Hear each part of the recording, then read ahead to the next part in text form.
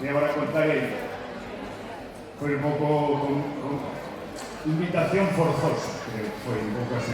Entón, vime na tesitura de, ostras, un pregoeiro, unha festa importante como a da Rosa, di, vou escribir un pregón, unha xente importante, teño aquí escrito. Teño que facer algún inciso, igual vou abrindo ventanas e collo este micro e veño hasta aquí.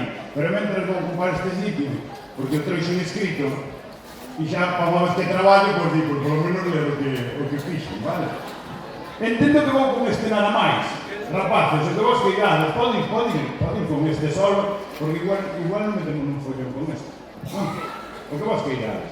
Seguro que se me escoita ben. Os atrás escoitademe ben? Un beso grande pos que estades ao final, que tamén sois importantes igual que os de diante, Un beso grande para vos, vale? En todos os respetos ás autoridades, a todos os corpos oficiais do Estado que están presentes aquí. Vou facer unha cousa tamén.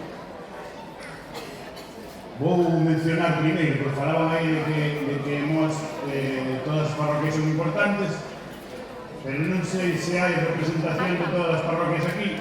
Entón, vou facer como fomos presentadores da televisión de Galicia, que sempre me gusta moito saludar a xente dos distintos sitios, e gustaríame que os de cada parroquia botaran un berro como dicindo, estamos aquí, non? Vale?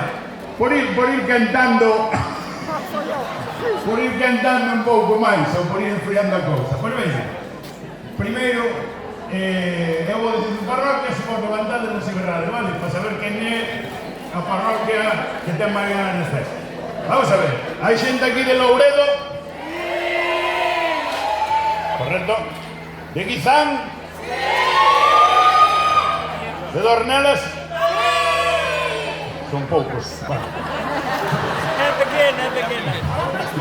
De Torroso? De Mos?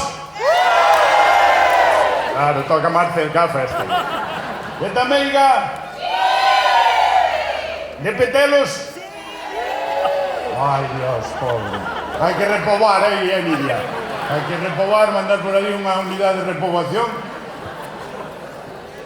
Dixen Petelos? Sodes os que berrastes pouco. De Sanguiñeda? Bueno. De Pereiras? E de Cela? Moi ben. Supoño que os que non están aquí estarán na playa. Entendo, pero bueno, vos sodes os mellores porque resistindo este calor viñestes hasta aquí a vernos e vou empezar, como decía, fun escribindo cando vexo que teña que parar, ou se alguén di, aí deberías contar algo, paradesme sin problema ningún, non son un pregoeiro moi protocolario, pero porque tamén digo vos unha cousa, para un cómico, para un humorista, para un actor, estar traballando ás 11:30 da mañá non é normal, E un sábado, se mides un martes aínda, pero un sábado despois de onte que estuvemos en Vigo, hai xente aquí que estuvo conmigo en Vigo, estuvemos celebrando o Festival de Series Internacional que fan en Vigo, ali anduvemos, e por eso que a ver como me dá a cabeza e como me dá a voz. Vamos a ver. Bo día, como empezaría calquer pregón, bo día a todos e a todas. Primeiro que pensei cando me chamaron para dar ao pregón das festas da Rosa foi, e esta xente estará segura de que son eu o máis indicado para falar de algo que coñecen eles moito máis que min, chamar a un tipo de fora para que veña a falar das cousas que coñecen eles. Porque digamos unha cousa é vir a actuar un día, nunha noite de pre-fin de ano, estas cousas que facedes solo aquí, que non chegan ás festas que hai, que xa inventades outras. Pois un fin de ano antes do fin de ano, aí viño unha vez. Outra cousa é vir gravar unha película, ou vir de paso, ou pasar uns días por aquí. E outra moi distinta é que un concello che entregue un micrófono diante dos seus veciños e che diga, veña, fala ti aí. Pero despois, a verdade é que me parei a pensalo, e a verdade é que sen ser de Mos xa levo vindo uns cuantos anos, unhas cuantas veces, E sempre teño excusas para volver, e se non poñen máis. Vin a actuar aquí, compartí momentos con moita xente deste concello, gravei aquí e ensaiei aquí a película Rondallas, que creo que aí debería ser o primeiro aplauso para vos e para toda esta zona, toda a xente que mantedes vivo isto, porque sodes famosos no mundo inteiro, xa.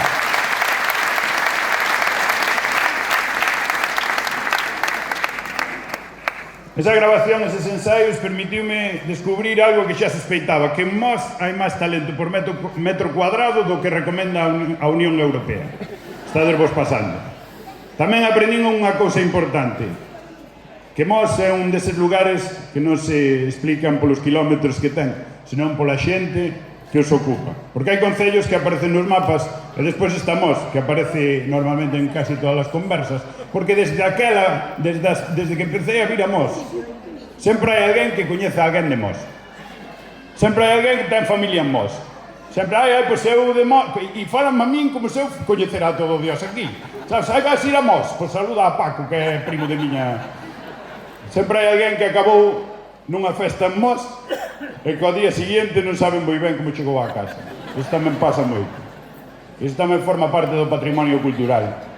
Vamos contar algunha cousiña. Durante a rodaxe de Rondallas, a verdade é que pasei moitas horas ca xente deste concello.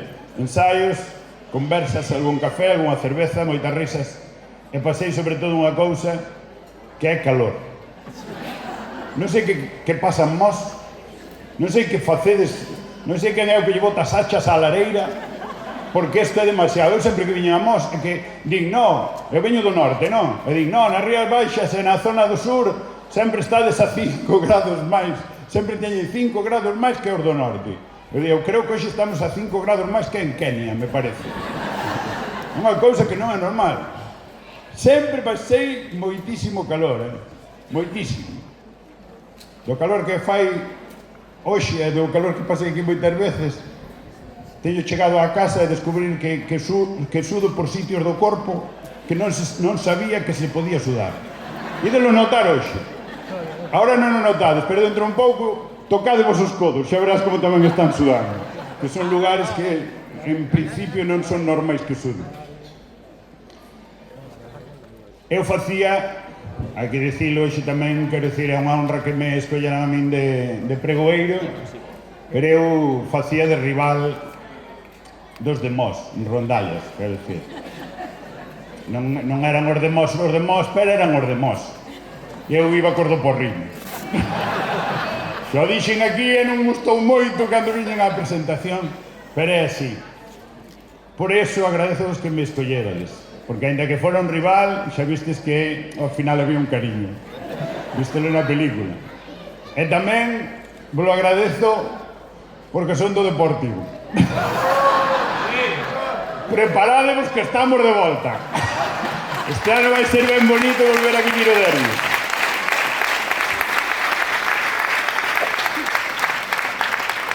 Cosas que nos siguen unindo.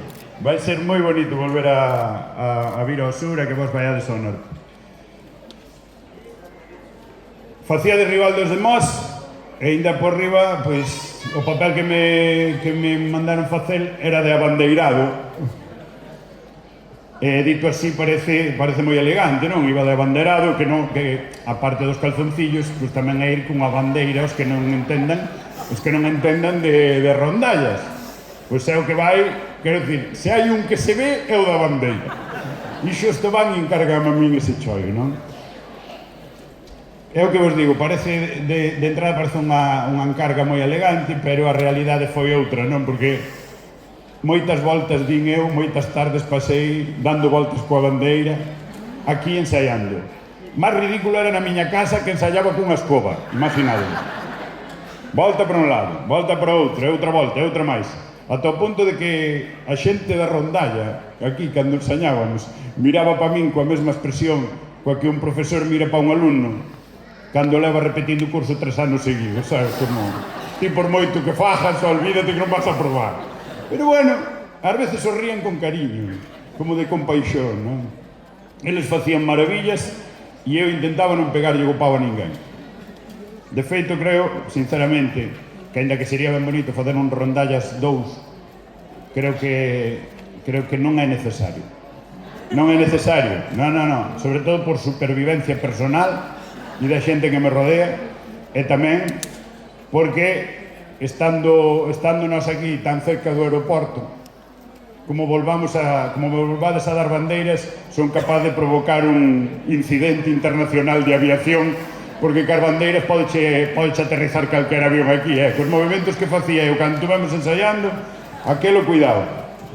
Por iso digo que casi prefiro deixarvos a vosas bandeiras e que sigades demostrando polo mundo o talento todo o que hai en vos. Houve un momento no que xa empecé a sospeitar tamén que pasaba algo raro comigo e con vos, non? Foi durante a presentación da película aquí. Estuvemos aquí facendo un coloquio, falando cos... Non presentamos a película, pero víamos falar dela, que foi o máis chulo. Falábamos de cousas que ninguén mira. Pero a xente estaba feliz igual, como se vira a película. Nós falábamos como se vira a película. Estivemos aquí antes de presentarse nos cines. Estábamos actores, actrices, xente do equipo. Eu notaba unha cousa un pouco extraña, que a atención estaba un pouco descompensada, de verdade vos lo digo. A ver, tampouco quería crear problemas dentro do reparto, porque a película xa estaba feita, pero a verdade é que a min fixeronme bastante máis caso do que merecía. Sí, e iso que ali había xente de moito talento, estaban os actores principais. Eu vía a situación e pensaba para min, hostia, que raro está sendo todo isto, que me falan máis comigo que co resto da película. Ata que eu entendín todo. Aquilo non era unha presentación da película, era unha entrevista de traballo. E polo visto colleronme. Sí, porque estou aquí, dando pregón da Festa da Rosa, que era o que máis me insistiron aquel día. Daba un pouco igual a rondalla, pero Touriñán tiña que vir dar o pregón da Festa da Rosa. E sabedes que tedes unha alcaldesa que se digue a la que ten que ser así, me falta e ten que ser así.